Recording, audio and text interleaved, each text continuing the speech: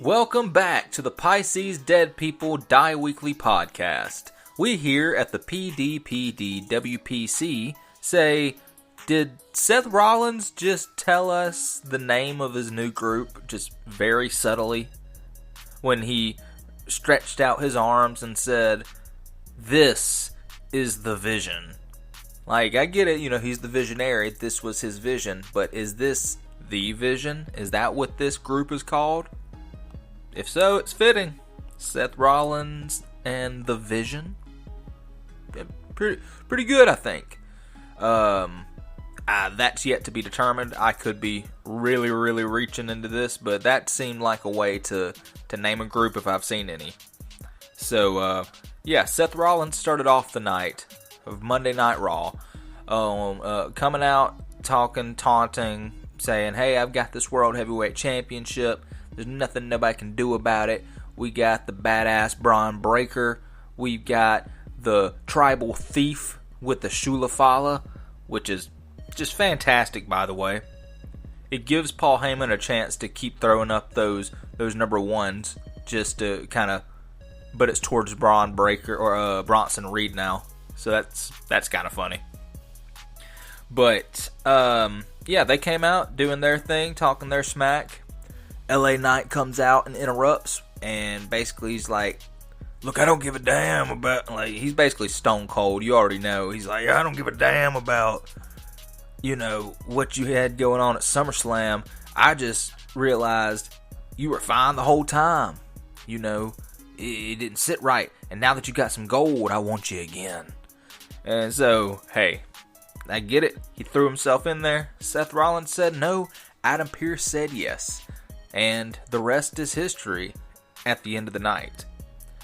Afterwards came, round 3 of Rusev versus Sheamus. Rusev took the first win. Sheamus came back, gave Rusev a run for his money with a win of his own. This one ended in a countout. So, we got one for Rusev, we got one for Sheamus, and we got a no contest. Leaves plenty of room for them to continue later on future episodes of Raw. Not to mention, they let out a lot more steam backstage throughout the rest of the night, which was great. Every skit, every promo you came across, here comes Sheamus and Rusev just causing a scene, just bringing down the building everywhere they go. So that was great. That was a good little, I remember that in old school wrestling.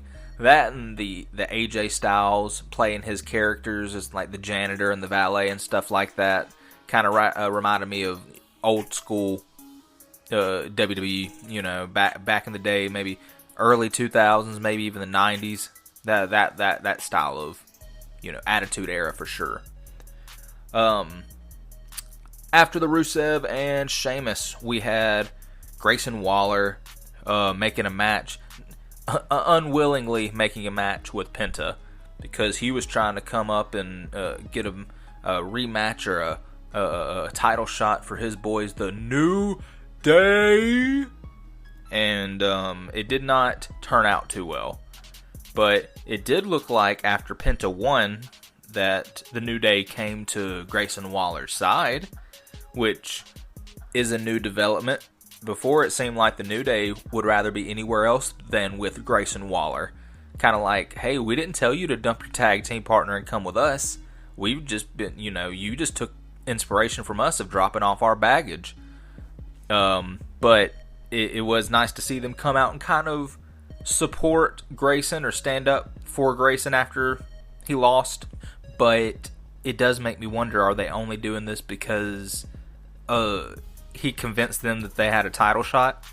Charlotte Flair and Alexa Bliss had their rematch against the Judgment Day, and that came a lot quicker than I thought. It seems nowadays that a lot of rematches either don't happen, or if they do, it's way further down the line after they've already defended it once or twice. So, it was actually kind of refreshing to see a rematch happen instantly again. Charlotte and Alexa retain. And I'm not sure if this is going to be the moment where things start to fall apart for Roxanne and Raquel, or if anything will develop from this. But I don't know. It doesn't make sense to throw the Judgment Day back up for a rematch to have them lose, not to do anything with it in their storyline. Unless this was only for Charlotte and Alexa's storyline. I don't know. That's what next week is to be determined for. And next week's going to be interesting. We'll talk about that a little bit later. Where, a lot of you already know what's going on, but I'm still going to fill in anybody who's listening who doesn't know what's coming up next week. But after the Charlotte Flair and Alexa Bliss versus Judgment Day rematch was the Dominic Mysterio versus Dragon Lee. And Dominic, he pulled it out. He wound up winning, though it was in partial thanks to the Americanos. 3 of them. One of them's brand new, I think. We saw the gray tracksuit one, and now we got a blue tracksuit one along with the original El Grande Americano. I'm not sure if this is going to be a group or if this is just all for essentially like the Spider-Man meme where they're all pointing at each other. I'm not sure. It's funny. This Raw was hilarious.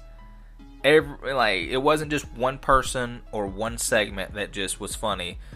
Between Rusev and Sheamus fighting their way through, and the Americanos popping up, the way that Naomi did her promo against Stephanie Vaquer later that night. Yeah, I'm just saying, it was all funny. But AJ Styles did come out and kind of put the whooping on Dom a little bit. So I think they're trying to work their way to another AJ Styles Dominic Mysterio rematch. And man, let me just tell you that anytime that I've seen AJ Styles continuously go after the same opponent over and over and over again, like with the Cody Rhodes and AJ Styles thing, that was getting old. I'm pretty sure that AJ Styles had beef with somebody else that he stretched it out for a little while, and now he's doing it with Dom. I don't think I'm going to mind it with Dom. I feel like Dom and AJ are a good fit. I think that they work well together. And they're both I think we all know we want more of them, especially if AJ keeps on giving out meme material like he has been. What else are you gonna dress up as? You gonna put on a bald cap and dress up like Adam Pearce? And Dominic's gonna walk up from behind and be like, "Adam, I need to make a match," and then he's gonna turn around and be like, "Yeah, what do you want? You want a match against AJ for the Intercontinental Championship?" It's like, AJ, I'm not medically cleared. Runs away. I'm just saying. Pay me, WWE. But after Dominic pulled out the win, we had Becky Lynch coming out, talking a whole lot of smack about how Lyra can't challenge her for it anymore, and she wants some real competition. And Nikki Bella came out. And Nikki Bella, it was good to finally see her come out on the mic. She'd been in a few good matches, and she's been on the mic in a little bit. When she had Stephanie Vaquer sticking up for her and stuff like that. But this was a good promo to put her, in the same spot as Becky Lynch, and the way that Becky has been on the mic, which at this point I'm willing to say is on purpose. Her heel self is not good on the mic, and maybe that's just part of it. Maybe they wrote it into it. Maybe that's how she wanted to play that character. Not sure. But in comparison, Nikki Bella was great on the mic. And maybe she always has been. I'm not sure. But she was great tonight. That's for sure. And I liked how they had their back and forth. But even though I say that Becky Lynch was weak on the mic, she did have her one moment that night that had everybody just up on their feet. And just like with Tiffany Stratton with saying stuff about Charlotte Flair's divorces. We found out on WWE Unreal that was not the play. That was not what they wanted. That was all unscripted. So it kind of leads you to wonder, was this unscripted when Becky said, when Becky said that her and Seth Rollins are the best wrestling couple, and that would have been Nikki Bella and her, got the audience saying, what? And then she said, oh yeah, that's right, you can't see him anymore. And that flipped the building upside down. That just, I know that I was look, man, I've been saying Becky was weak on the mic since the Lyra and the Becky heel turn. It just hasn't worked out. But that was the best thing. If this was the build-up, that was the best build-up to a one-liner or a two-liner that I've ever seen. And good on her. Good on her. Even though they don't have a match yet, you know it's coming. And I want to see Nikki Bella take that championship away from Becky. I think that's a good fit. Before, I think I've expressed myself enough that the Becky and Lyra situation was kind of weak. That belt could have gone to either of them. That belt could have gone to neither of them. You know what I'm saying? But Nikki Bella, I feel like she could do a good run with that belt. It don't have to be a long run, but a good run nonetheless. But we don't have a Nikki Bella and Becky Lynch match yet. But maybe it's coming. We'll have to see. But the main event of the night was Seth Rollins versus LA Knight. And, they already set up more matches to be had with this one because, of course, CM Punk came out and interfered with Seth Rollins' match. It came out, hit Seth Rollins. Seth Rollins wins because of disqualification or, interference. And, all-out brawl. Here come the Bronze. Here and then LA Knight's involved in the fight too, especially trying to get a hold of CM Punk. Like, hey, you got interfered. That's something that happens to LA Knight way too much. That anytime that he's involved with a title shot recently, he gets interfered on all the time. And I mean, it don't help that, when there are world title shots, the people are always after the world champion. So, I don't know. We all know why CM Punk interfered, though. So, can't wait to see how that progresses. Roman Reigns came out. Roman Reigns came out amongst all of that, or after all of that. And I think that Roman Reigns just put over Seth Rollins and his crew, The Vision. I think that he just put them over big time because they didn't have anybody else come out to help Roman. This is the perfect setup to get Jay and Roman grouping up more and to get Jimmy and Fatu involved. Need a big man group. I mean, Jimmy and Fatu are too small in numbers right now, dealing with the MFT, and Jay and Roman are too small in numbers right now, dealing with the Vision. That you're going to come common sense. They're going to group up. There's a 4-man squad, a 4-man squad, and a 3-man squad. But yeah, it feels like it's just it's happening right in front of our eyes. So happy about that. But yeah, Roman got speared, tsunami, and stomped. So he was out. Not sure if he will pop back up again next Raw or not. But I do feel like they haven't announced it yet, but they're going to have a mic off between CM Punk and LA Knight, which, the last time that they were...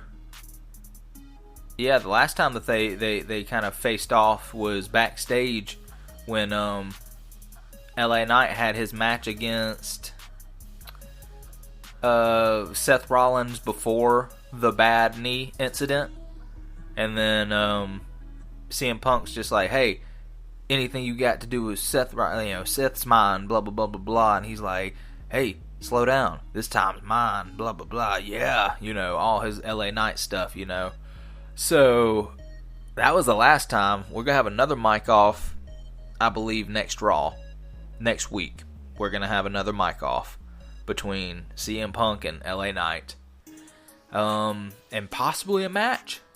That'd be good. I'd love to see that. But, let's see. So, we got the Io Sky and Naomi match next week. The winner will face Stephanie Vacour at Clash in Paris. So that's nice. Title shot between Naomi and Io.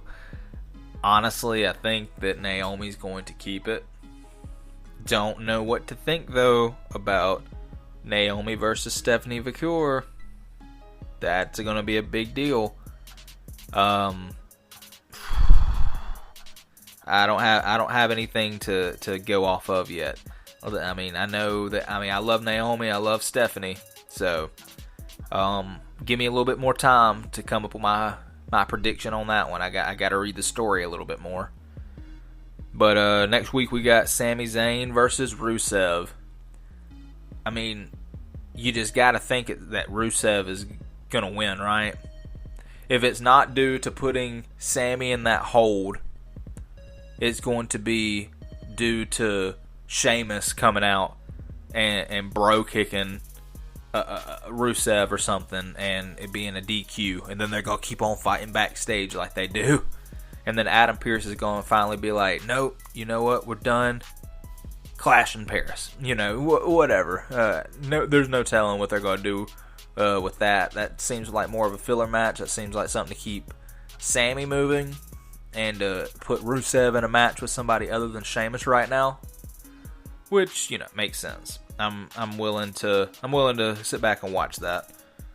But one match I am very interested in seeing, though, is next week we're going to have Becky Lynch versus Maxine Dupree. I haven't seen that girl do anything in the ring for a while, and it's time for her to have some spotlight. I love Maxine. I love Alpha Academy. Bring her on. Bring them back into the spotlight a little bit more. Show them some love.